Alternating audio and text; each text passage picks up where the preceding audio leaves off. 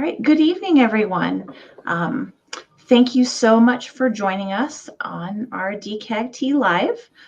We are streaming simultaneously on Facebook as well as on YouTube. This session is being recorded and it is viewable later both on Facebook, on YouTube, as well as the DCSD website. So in order to honor your time, we're going to go ahead and get started. My name is Becca Koster, and I am the president of the Douglas County Association for Gifted and Talented. Tonight, we're going to be talking about the Discovery Program, and Michelle Oslick is here with us this evening, and she's going to tell us all about the Discovery Program. So please welcome Michelle.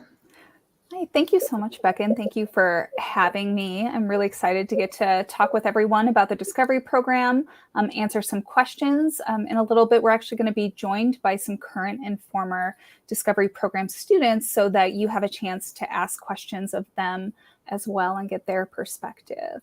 So why don't we go ahead and get started with our slides.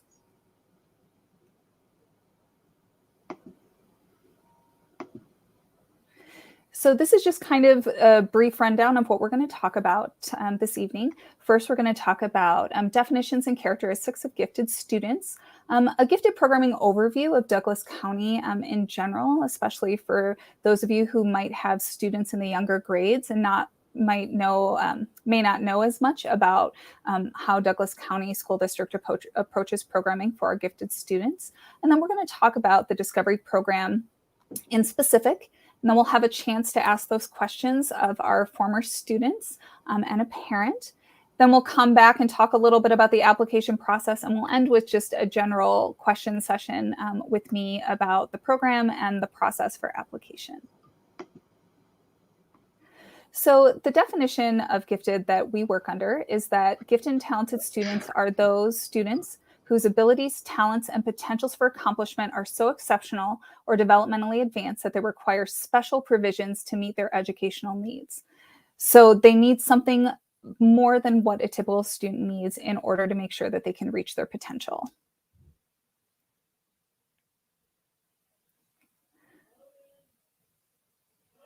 Some characteristics of gifted students, and not all students are going to have all of these characteristics, but for those of you who have gifted students, you'll probably look at a few of these and chuckle. For those who may be listening on the phone, I'll go ahead and read some of these, that they possess strong problem-solving skills. They may learn rapidly with little repetition or no repetition. They may hear it once and then they completely understand a concept or a pattern. They often display a high degree of creativity. They are persistent in seeking task completion, but I always add the caveat for something they want to complete. So it's something they're engaged in. It's not always having high task completion for something that they have no interest in or that they've been asked to do. They may strive toward perfection. Sometimes this may be in really good and healthy ways. Sometimes it may be in what we call paralyzed perfectionists, where they're worried or believe they can't do it perfectly, so they won't try at all. So it could go either way. They may be passionate in one or more area of interest. And often that will lead to possessing a large storehouse of information about a variety of topics. So especially if they are really interested in space and specifically the Kuiper Belt, they may be 5 or 6 and can tell you absolutely everything about the Kuiper Belt that you never even knew existed. And they know more than what you would anticipate of maybe even a high school level student knowing. They often use advanced vocabulary as well. Displaying a keen sense of humor, often our gifted students are the ones that catch the adult humor in a joke or a movie that we wouldn't typically see. They can often be very tenacious. They often prefer older companions. And a lot of this gets at that idea of a peer. What is a peer? As adults, we know that a lot of our peers are those with similar interests, similar life experiences versus someone who is our own age. Yet for our students, we often define peers as those in their same grade level or in their classes, which tend to be based on their chronological age. So a lot of our gifted students will prefer older companions because they are able to think, talk, speak, interact around their areas of interest at that level with them. Often gifted students may read early or avidly with greater comprehension. They often have insatiable curiosity and persistence, again, around ideas, concepts, tasks, things that they really want to know about. But in general, they also just questions all the time, want to know lots of different things. They may question authority. A lot of our gifted students, they're not going to do something just because you ask it of them. They want to know why. They want to truly understand and believe in what they're doing. So it often comes across sometimes in a negative way around questioning authority, and sometimes it can be positive. They may demonstrate intense emotional or physical sensitivity. They're taking in a lot of sensory input and their brain is processing it very differently than your neurotypical student. And so sometimes that can lead to some intense emotional or physical sensitivity that they express just due to their chronological age versus what they're capable of processing and the way that they understand it. Which also can lead to a lot of students being concerned about global issues. With a lot of our gifted students, you may need to watch what they hear in the background or news or adult conversations that may be happening, because they might hear about a hurricane that happens on the other side of the country or across the world and can't sleep until they've done something about it or until they know or think they know that people are okay, things like that. So all of those are characteristics of gifted students, okay, that you may see. And this is just for those who can see the screen. This is just a fun cartoon. April 17th, 2009, Amelia Ann Ashton asked her mother 53,297,518 questions in 15 minutes. You know your child is gifted when.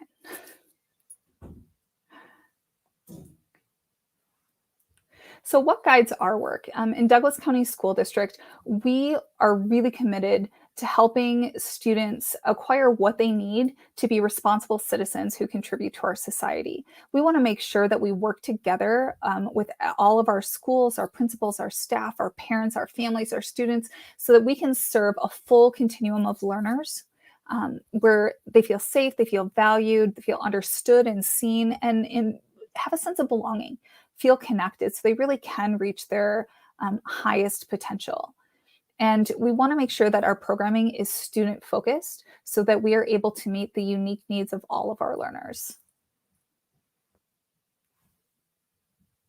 And NAGC, which is the National Association of Gifted Children, and they have gifted programming standards. And the main guiding principle states that versus a single gifted program, that we want a continuum of programming services that exist for gifted students. And along that continuum is something as simple as this student needs something a little bit different for this single assignment, or every once in a while just needs a little bit of adjustment, to a student who needs something as intense as the Discovery program, which is one of our most intensive offerings along that programming continuum. So what does gifted programming in Douglas County look like? So when we think about our neighborhood schools programming, this is programming that can be found in all of our neighborhood schools. Every single school in Douglas County has a gifted education facilitator that works and collaborates with that school's staff to identify, plan for, and serve gifted students to meet their unique needs, both academically and socially, emotionally. Every school is a little bit different in how they meet those programming options, but some of the things you might see are just that differentiated instruction, maybe curriculum compacting, where students are pre-tested, given a test or a way to show their knowledge beforehand, and then information that they already have, standards they've already mastered, they skip, so we can pack their curriculum and move them forward. Content acceleration. So your first grader who's ready for second grade math, being able to access second grade math in first grade. Okay. Full grade level acceleration for those students who need that intensive of an option to be able to move up to the next grade level overall. Mentorships may be found usually in high school or in our secondary offerings, as well as advanced level courses. Might see tiered assignments with different levels of difficulty, depth, and complexity. We may see cluster grouping, where gifted students are clustered together in a single class to help provide opportunities for staff to better meet their needs because they're all together. Or flexible grouping, where students are moving in and out of groups as their needs intensify and wane, and so that their needs can be met through different topics, independent studies or project-based learning, leadership opportunities if leadership happens to be their strength area. Not all of these options are going to be found in all of our schools, but these are some of the core pieces that you may see used in different levels within each of our schools within Douglas County. And then we have the Elementary Discovery Program, which when we think about that continuum, that is our most intensive programming option. It's designed to meet the needs of our highly gifted students whose abilities are so advanced that it just isn't reasonable for our neighborhood schools to be able to meet, to program for those needs sustainably. Most likely they've exhausted the resources that are available at that school, or especially when they're younger, we recognize that the rate they're accelerating at or the level of their understandings, if they haven't already exhausted the resources, that they will soon or before they finish elementary within our neighborhood programming. And so what we have is the Discovery Program, which provides center-based, self-contained, full-day programming in an environment that meets their unique needs. So students who come to the Discovery Program, all students within those classrooms have also met and applied and have been placed because they also have those intensive needs that can only be met within a classroom with a dedicated specialized teacher and gifted education to be able to provide for their needs. So the Elementary Discovery Program is for grades 2nd through 6th, and it offers instruction in a full-day, self-contained, center-based classroom. The curriculum that's used is academically rigorous and promotes critical thinking, and we'll talk about that in a little bit more specifically. One of the hallmarks of the Discovery Program is to provide meaningful peer interaction that supports the social emotional development for gifted learners, for them to be around other students who are like them, who think at the rate they do, who can talk in the rate they do, have similar interests and passions. And so they can have peer interactions with others of their same or very similar age, but yet in a way that supports their thinking as well. Another hallmark of the Discovery Program is that they work academically at a pace and at a level of complexity that's appropriate for highly gifted learners. And they work to develop strategies for lifelong learning that sometimes isn't possible within a typical neighborhood setting. It's hard to develop, a determination to do better or to be able to take risks if you already know the answer before you have to work at anything. And so some of those strategies within the Discovery Program, by being provided appropriate challenges, situations where you have to take risks, aren't possible in other environments for these students. So if we want to talk about the curriculum a little bit, the daily instruction and learning opportunities in the Discovery Program are aligned to the National Association Gifted Children's Gifted Programming Standards, also the Colorado Academic Standards, as well as instructional goals. We don't really rely on one specific packaged curriculum. We're not necessarily going to give you a name, oh, we use this curriculum. Our Discovery Program teachers really work to use the instructional materials that are appropriate for the students in front of them. So some of the goals that help determine which curriculum and instructional strategies that are used are things that make sure to promote critical thinking and reasoning at advanced levels. We want to make sure we're developing communication skills. We want to develop research skills and methods. We want to make sure to really develop creative thinking as well as creative problem solving skills. We want to make sure to develop cognitive skills that foster independent learning and help them develop an understanding of themselves and others. Okay. We want to make sure we provide for mastery of academic standards at the pace, depth, and complexity that's appropriate for them. And we want to make sure that we help them develop an understanding of interdisciplinary connections. It's another hallmark of a gifted learner that really they thrive on learning experiences that are connected across content areas, being able to delve deeply into topics using reading and writing and math to get at some of that science and social studies and other areas of interest.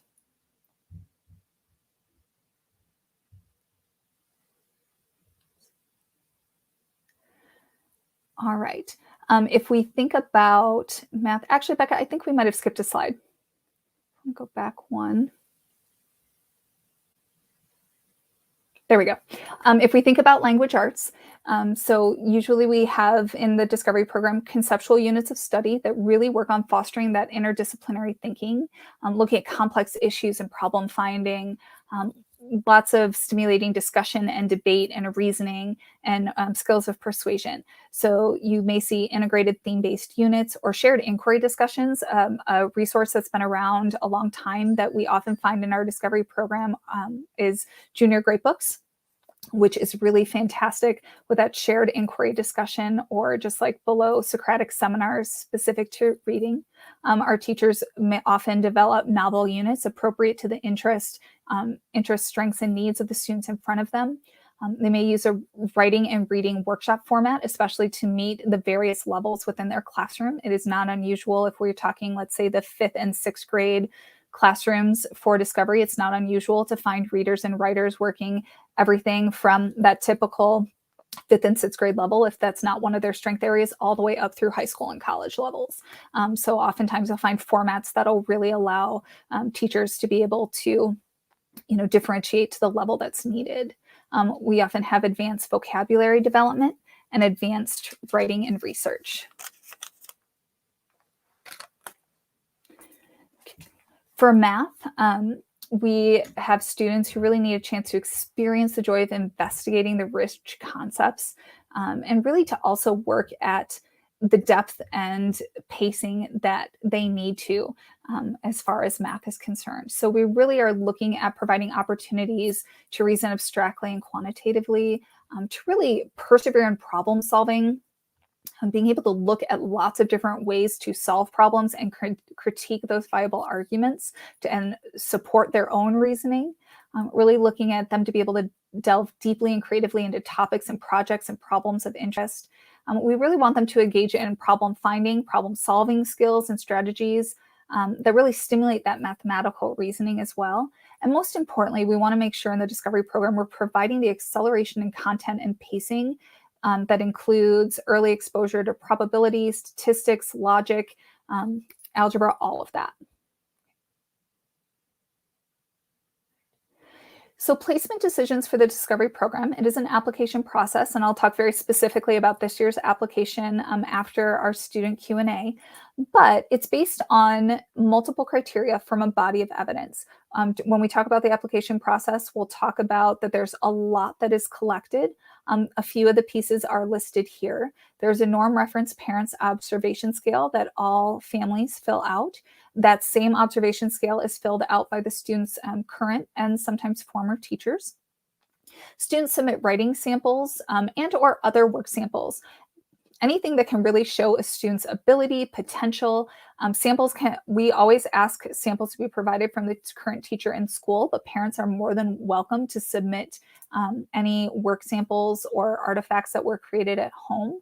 We all know that students act and do things very differently at home than they do at school. And so sometimes their true abilities and potentials don't always come out in the classroom. And there's a student questionnaire that we ask for to be filled out. And for your younger students, it is a Google form. So we say it's okay to scribe, just make sure it's always in their words. Evidence of advanced cognitive ability. In Douglas County, we use the DCAGT, but we do accept also testing that may have been done outside of school. And you would understand and know what these acronyms are if your student has had one, a WISC or a DOS or some other advanced cognitive ability assessment. Parents are more than welcome to submit that evidence if you already have it. If not, we do collect the DCAGT here in Douglas County. And then also evidence of demonstrated advanced performance or achievement, which school-based assessments, Park and CMAS, achievement test results like iReady or MAPS, depending on where you are. If you are in Douglas County, iReady is the assessment most commonly given here. Sometimes you may get some MAPS. If you are outside of Douglas County, you probably have something very similar. If they are older, you may have Park or CMAS assessments or something else along those lines. And students who really thrive in the Discovery classroom. I'm often asked that, what kind of student really thrives here? And characteristics usually include cognitive aptitude in the top 2 to 5% of their age peers, demonstrated advanced performance or achievement in multiple areas. So some students may need advanced performance or advanced content acceleration in one area, but usually a student who thrives in discovery needs it in more than one. They thrive on challenging learning and thinking opportunities, have strong task commitment, again, over something they might want to have strong task commitment for and are engaged in. They usually have an extraordinary degree of intellectual curiosity and an unusual ability to perceive essential elements and underlying structures and patterns and relationships and ideas. So again, that ability to make connections, whether unusual connections or a variety of connections between different topics. And I think this is a good place to stop. We'll pull some of our current and former Discovery students forward to answer any questions you all might have. And then I'll pop back on and talk about the application process and specifically when we're done with that. All right, wonderful. So while I am bringing forward our former and current Discovery student panel, please go ahead and type your questions in the comments below. You are also welcome to email your questions to info@dcagt.org, and I can read your emails if you wish to remain anonymous. So let me go ahead and add our guests. So this is Carter and Arjun and Emma and Michaela. So welcome, everybody. Thank you so much for joining us. And while people are putting in their questions, I thought we'd start off with what part of the Discovery program was most important to you as a student? So I will let you all think about that for a second, and whoever is comfortable answering that, you can go ahead and unmute yourself, and then we'll go from there. I think the most important part of the Discovery program to me was being with, like, getting the instruction I needed, definitely, but being with people who understood me and people who could, keep up with me, because I felt like, it gave me the chance to be able to be with people who understood me and understood, like, what I like to do and understood that and they just really, and it was super easy to make friends because everyone, you're with people that are like you, and it just makes it really nice. That's wonderful. Thank you so much, Carter. One of the most important things for me was pretty much the relationships that I built, especially with my teacher. I loved being with them, and every day at school was just so awesome because I was able to have those really strong connections with my peers and my teachers, which I think was the most important thing for me. Thank you, Emma. That's wonderful. I think the most important part of the Discovery program was being able to advance. Like, if you're really high in a subject, you can easily advance, tell your teacher that you think the subject is too easy or it's too hard, and you can just move on to the next. Or if you're like, I don't think I'm too good at this subject, you can tell your teacher, and the teacher will help you, and yeah, that's it. Yeah, thank you, Arjun. I also it was really helpful to have learning that was tailored to me specifically. I felt much better about my learning. If in one subject I was higher and one I didn't understand as well, my teacher could help me through that. Wonderful. Thank you, Michaela. And Becca, I'm going to put you on the spot Yeah. since you are a former Discovery parent. What part of the Discovery program was most important to you as a parent? I felt like really for the first time that my daughter felt like she was seen and she was understood by her peers as well as by her teachers. I think before she was in Discovery, she had a harder time keeping friends. I think she just felt really seen. And I know that she built really strong connections with her peers as well as her teachers. And it really made so much difference in not just in terms of her academics, but her social emotional state and her self-esteem. Thank you. Yes, definitely. All right.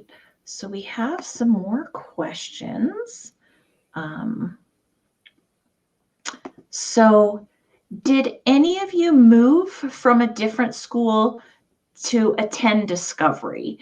And how did you feel like that transition went for you? I moved from a different school. I moved in second grade. I started Discovery in second grade. And I mean, the transition went really well because I didn't have very many friends in my other school. I could, none of them, they all kind of seemed boring to me. And then I came and, I was surrounded by all these people that understood me. And I felt like, I had a really easy time making friends. And I feel like it was a really good transition. Might be harder for someone, with more friends than me, but I feel like since I didn't have that many friends, it was a really good transition because I felt like I wasn't leaving anything behind, and I felt like it was only gonna get better. That's wonderful. Thank you, Carter.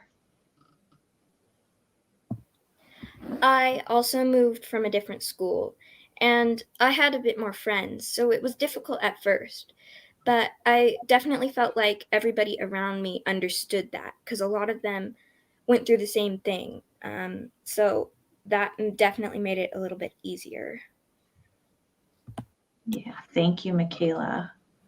It was really easy for me to transition because I transitioned in second grade, and in first grade, I was doing first grade math, and it kind of felt pretty easy. But then once I transitioned to my school, my teacher noticed that I was good at math, so I was able to advance, and it was challenging, and that challenge was pretty fun.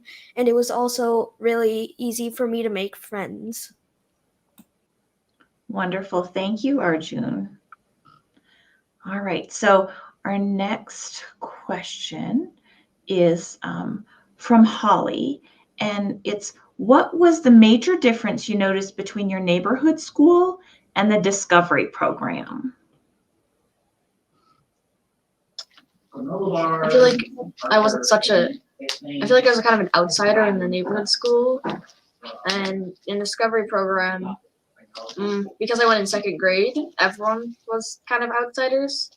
Kind of the difference really is all the teachers understood like what you were good at, and they gave you the resources necessary to be able to do what you wanted to do. Like you'd follow your interest. You'd be given there were multiple special projects that like you do that you could personal projects where you research a topic that you want to research and do something on it.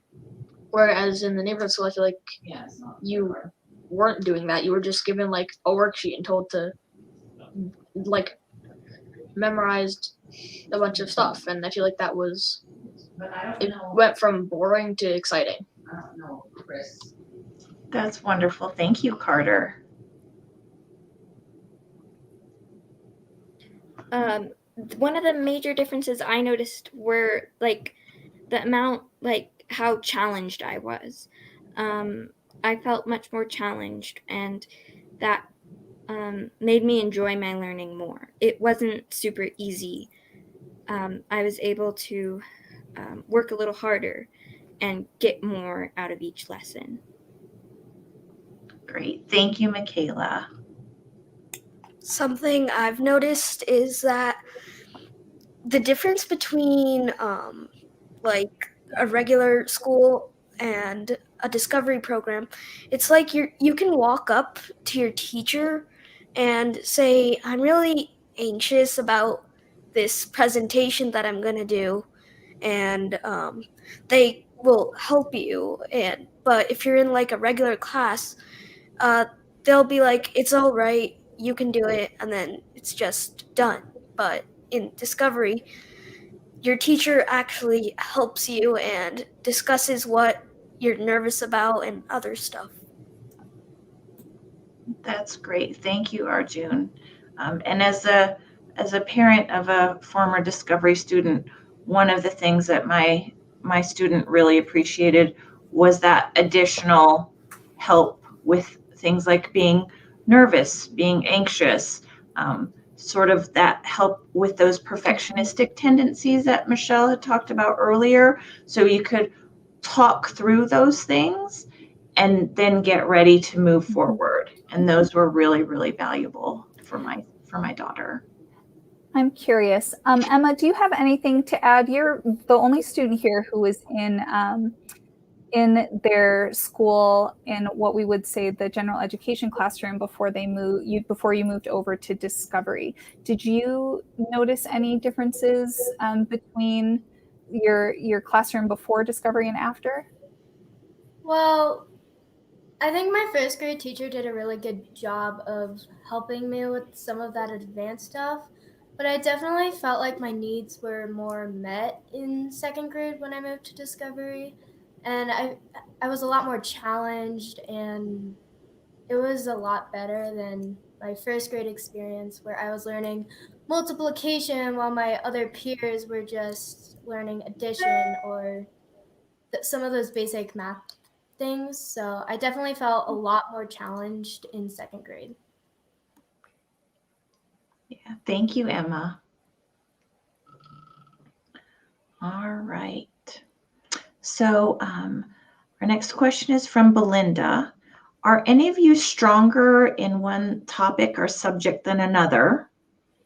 And did you feel like it was hard to keep up in the subject that you weren't as strong in?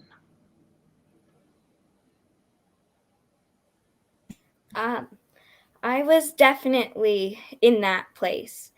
And my teacher did like a bunch of different groups for each level, which was very helpful. So I never felt like I was struggling too much in one subject that I wasn't as good in. I think that my teacher definitely helped with that, just to try and keep us all at the right level we needed to be at. Great. Thank you, Michaela. I was also pretty advanced in one subject, as you may already know, math, and it was only like 3 students in our class, and our teacher was able to meet with us privately and talk about our math and be able to meet with us. And when I was in second grade, I wasn't really strong with my vocabulary, so my teacher noticed that I wasn't really doing good. So after that, every day she met with all the other students, and then after that she met with just me privately and to help me with my vocabulary. Thank you, Arjun. There's definitely a lot of different groups that our teachers put us in so that we all felt like our needs were met. And like, well, for me, I have 2 grades in my in our discovery program. So like some of the third graders were doing more advanced math while the second graders kept what they needed to learn. And so, and like even in our third grade little group, there was a lot of different groups. Like, I know a couple of people who were really advanced in math, but like some of us weren't as advanced. And so our teacher did teach us separately, which was really nice. Great. Thank you, Emma. All right. So our next question is from Annette, and it's, do you mainstream for specials or any subjects in the schools where the program is located? She's asking, does your discovery group mix with the other students in the school for like PE or music or art? Or maybe I'm going to, just because since I kind of know the answer to this question, Yes. I'm going to ask it in a different way. Can you guys kind of describe how Discovery students interact with students who are not in the Discovery program throughout the school and opportunities you have to mix and work with each other? So usually we're able to meet other people in our grade during recess and lunch, and that's kind of like the only time we get to meet them, like during morning before school or after school. Basically, that's when you get to interact with the others. For me, it's kind of like that. Definitely, it was during recess, and really, I mean, what happened with my group is no one really. We just kind of hung out together. We didn't really interact. For like projects with the others, we don't really do anything except the occasional field trip. But we don't. I feel like you don't really have any interaction with the other students. It's very isolated. Thank you. Hold on, Becca, I'm going to actually add a little bit to this one because we're in a very odd time right now. Over the last 2 years, 2.5 years, really, if we're thinking this year is a whole year and last year is a whole year and then a little bit more with COVID in what was possible as far as mixing and interactions and all of that. So the truth is the levels that our Discovery classrooms mix with the other non-Discovery classrooms varies by building as well as by year. There have been years at least 2 of the 3 sites, if not 3, where they have had students mix and go to specials together. There have been years that hasn't happened. There are some of our sites who will work with other classes and classrooms on specific topics and projects, such as writing and putting on a play or preparing and going to like the Discovery Center down in Colorado Springs. Sometimes it really is, especially right now with not right now, I should say, but last year with the interactions with cohorts and social distancing and different safety measures, there really weren't any opportunities to be able to mix significantly. So the true answer to that is it depends. On the year, on the grade, on the school, and in our current world, on the safety protocols that are in place. Wonderful. Thank you, Michelle. All right, so we have a question that came through via email, and it's, what was the transition from Discovery to middle school like?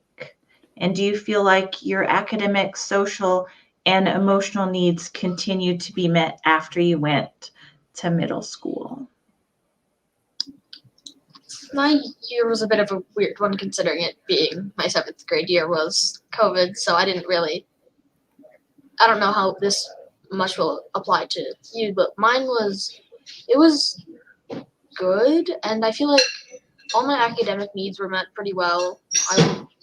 There are 2 years advanced classes, and you can even go higher, because right now we have a 7th grader in my class who's 2 years advanced for math, and you're being met in the areas you need academically. Socially and emotionally, it was a bit hard just because it was COVID. I don't really know how it would be otherwise, but I think it would be pretty good. But it's definitely a change from Discovery, because you're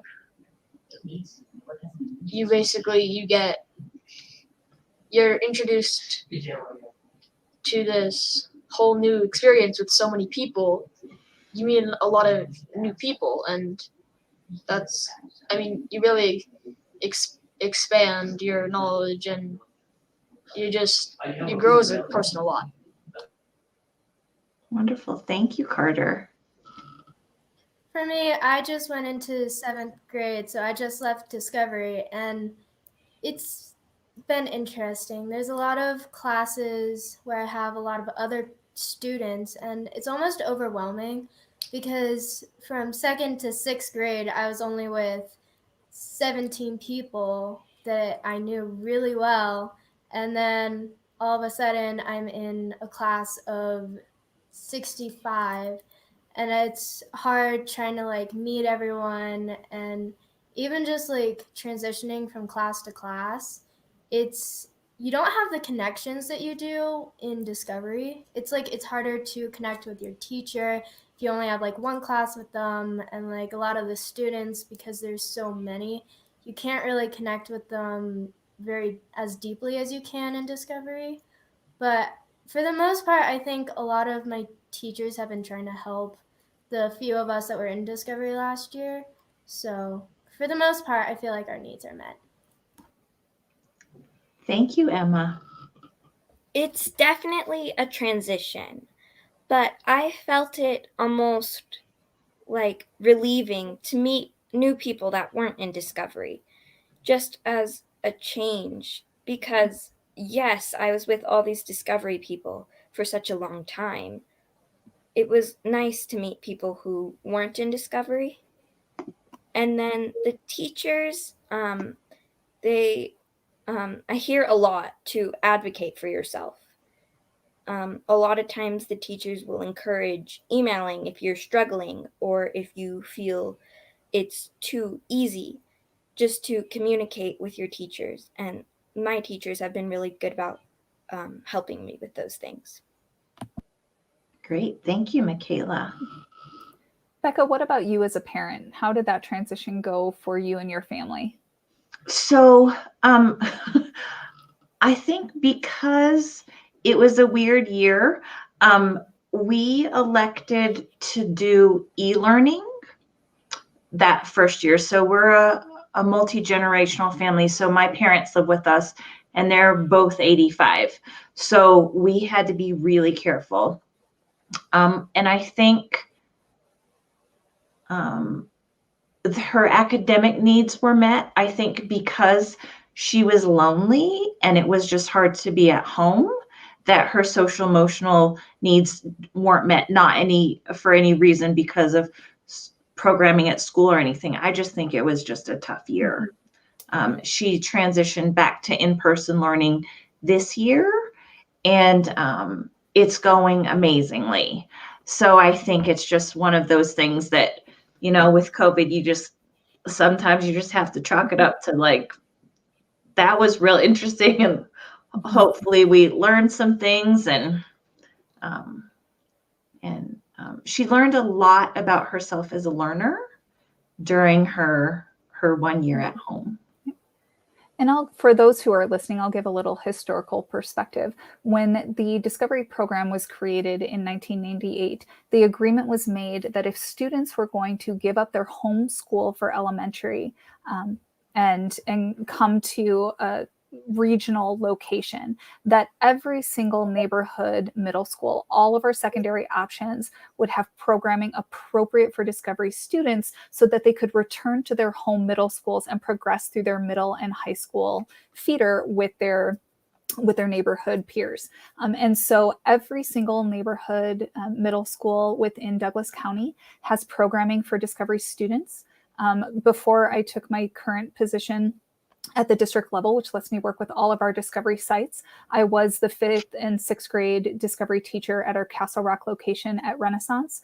Through my years, I articulated several hundred students to literally every single secondary option, every single neighborhood school, every single charter school within Douglas County School District. And while everyone's transition is incredibly personal to them, I can tell you that every single option had academic options to meet their needs so they could seamlessly continue their academic progress, and different structures set up as far as counseling and social emotional needs. Our middle schools also have gifted education facilitators, just as our elementary schools do, so that they are able to help families, students, and the schools make those transitions as smooth as possible. All right. And I'm going to ask the last question before we go ahead and go back to some more nitty-gritty application process pieces here. Before we go, for Carter, Arjun, Emma, and Michaela, if there was one thing that you could make sure that parents or students who are thinking about applying to the Discovery program know, something you think they should know when they're considering this, what would it be? Becca, you too. I think that it's very, you're going to make a lot of like good friends and all that, but it's very isolating, and middle school is kind of a splash of water, water to the face, because you're going to meet all these different types of people, and it's hard because you've only known how to interact with people who are like you. So it's just, you have to adjust to that. And it's not super hard, it's just new. And Yeah. Thank you, Carter. I would say that you, even if it feels like you're completely different than everyone else and no one understands you, that's not true. There's more people than you think that are like you, and sometimes it just helps to communicate with them. Yeah. Thank you, Michaela.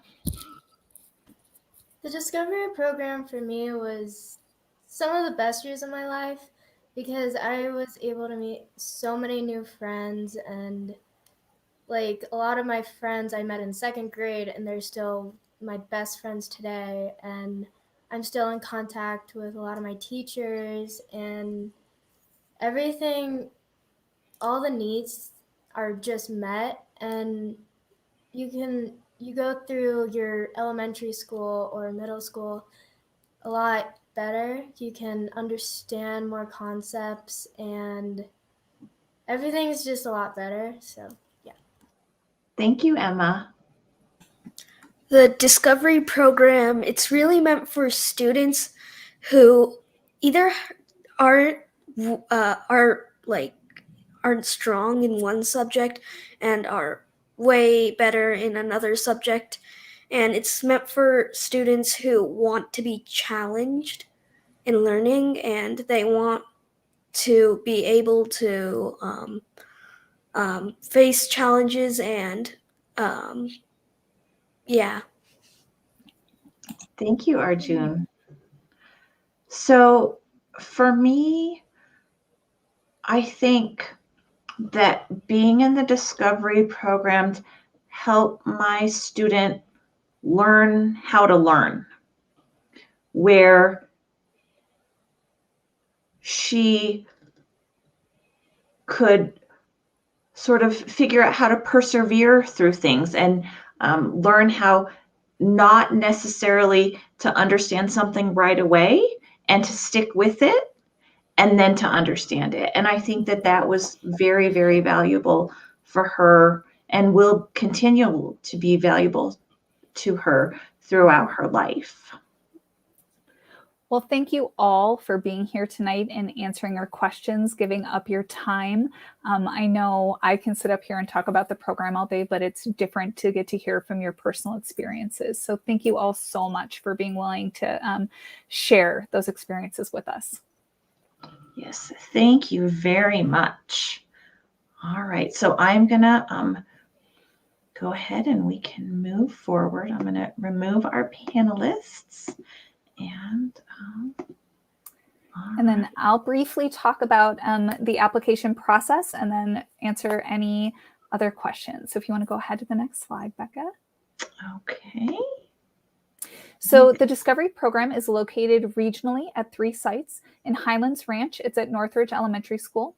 In Castle Rock, it's at the Renaissance Magnet School. And in Parker, it's at Pine Lane Elementary. Something to note, and some of the students kind of reference this, currently at Northridge, the program is what we call straight grades. So there is a Discovery Program 2nd grade, 3rd grade, 4th grade, 5th grade, 6th grade. Our Castle Rock and Parker locations have multi-age classrooms. So both of them currently have a 2-3 mix, a 4-5, and a 5-6. The classroom configurations are always based on the number of students who apply that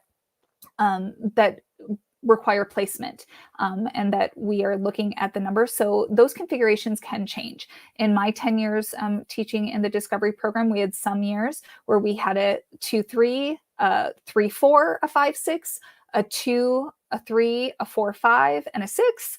It can completely depend on the configurations of the number of students in need, where those classrooms are, everything else. The placement determination or the placement decisions in Discovery are also on a space availability basis. So we have our current application open. This is the window. It's open now. It will actually, this application window closes the Friday before Thanksgiving, and that has a review process with determinations being sent to parents in January. This window is the one that helps us determine as early as we can in the decision-making process for next year what those grade configurations look like, classrooms, things like that. Placement is always based on a space availability basis. So while we take applications all year long, there may become a time where some of our sites at specific grade levels may close because we no longer have space. And I just want to kind of put that out there for everyone so that they know.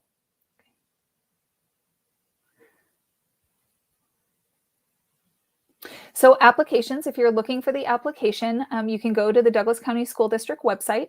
On the side, there is an alphabetical search. This is the easiest way to find everything, A to Z.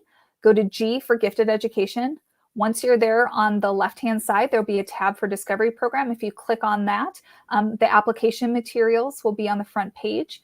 There is a specific application link with information if you are in a Douglas County school, an in-district school. If you are out of district, so if your student is currently in a district outside of Douglas County, or if you happen to be moving from out of state, you want to use the out of district application.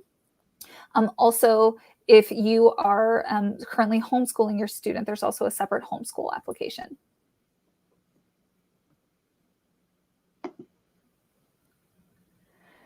And the whole point of the Discovery Program is to really make sure that we are nourishing and supporting our students and making sure that they are receiving the most appropriate education that meets their needs.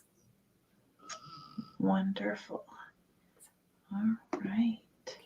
If you have any questions, you can reach out to me. There's my email and my district phone number. Also, Christina Levesque is our program assistant. There's her email and phone number. If you do choose to apply to the Discovery Program, expect to receive lots of information and emails back and forth from Christina. So I think we can go ahead and take some general questions for me. All right. So one of the questions I have is, so for the application process, my daughter was accelerated and accepted into the Gifted and Talented program, and I submitted videos and materials when I applied. Do I need to send new ones? And will materials like that help the application process? She's a fluent reader and very good at math and many other things. How can I show that? So a lot of the work samples that we collect, we do want current work samples to see what a student has been doing recently. So I think part of the answer to that question is it depends on the videos and materials for those other application and processes that you went through. If you feel like it gives a really great sense of where your student is now and what they're capable of, absolutely submit those again. When you apply, though, we'll also work with their current school and teachers to collect new work samples for what's happening right now. So really, we will accept anything, videos, copies of notebooks, work that's sent home, writing pieces, science notebooks are very popular. Lots of different things that show what a student is capable of and their potential at the current moment in their current grade level. All right, thank you. I have an email question, and it's, would a very 2E kiddo be accepted into Discovery? Achievement testing may show the child to be right on grade level. However, this is because the giftedness makes up so strongly for the dyslexic weaknesses. How would someone who is strongly gifted but also dyslexic be supported in the Discovery program? Okay, that's a lot of layers of questions, so I'm going to take it one at a time. A situation like this is why we have such a comprehensive body of evidence that's collected, not just testing, but various anecdotal evidence from teachers and work samples, and we collect them in a variety of formats. So especially for dyslexic students where writing may not be a great mode to be able to show what they're capable of, videos of discussion, definitely circumstances where instead of their reading, like their actual reading ability versus having a story read to them and then having a conversation about it, which might be videoed, is really great evidence to submit. Well, the Discovery program is not a twice exceptional program. There are twice exceptional students who the Discovery program is the appropriate fit. So we work together with lots of our partners to evaluate these applications, including those with expertise in dyslexia, other elements of special education, as well as our mental health staff, to help make sure that the foundations of the program, the depth, the complexity, the pacing, that those are right for the student, regardless of what other needs there might be.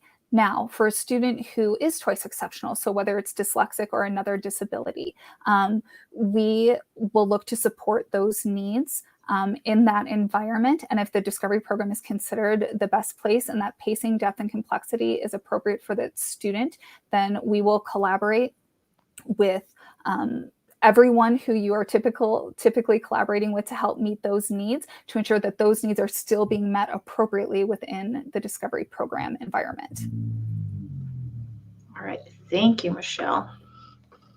So we have another question. This one is, my son is in first grade and his teacher is referring him to take the COGAT, which won't take place until February of 2022. At that point, the deadline for Discovery will have passed. If he is identified as gifted in February of 2022, will I have to wait until the next year to apply to the Discovery program? No, we accept applications all year long. After that COGAT window in February happens, we often have a rush of applications from second grade. However, if you are looking at the information we talked about tonight and you feel that your student really is a good candidate, if a student who is in first or second grade and does not have cognitive information submits an application, they will be given the COGAT now during the upcoming window in November and or early December to be used as part of their Discovery application. Now that means they will not take it in February again. They would just take it this once. But that would only happen if you chose to submit an application. Some parents like to wait until those COGAT results come back before pursuing the application, which is perfectly fine. You may absolutely submit an application at that point as well. All right, wonderful. Thank you. Okay, I'm going to do one final check to see if we have any other questions. All right. And it looks like we do not. So I would like to thank Michelle and our Discovery student panelists. So Emma, Michaela, Carter, and Arjun, thank you so much for coming and sharing your information with us and so appreciate all of your time. Thank you so much for having us. Yeah, thank you. Thank you. We hope you found this information helpful. If you have questions, you can contact Michelle. You can also contact me if you have any questions. You can reach me at becca@dcagt.org. We'll be having our next DCAGT Live on November the 8th, and we're going to be talking about how to get involved at your student's school. So thank you again very much. We really appreciate you spending time with us, and we hope to see you next time. Thank you.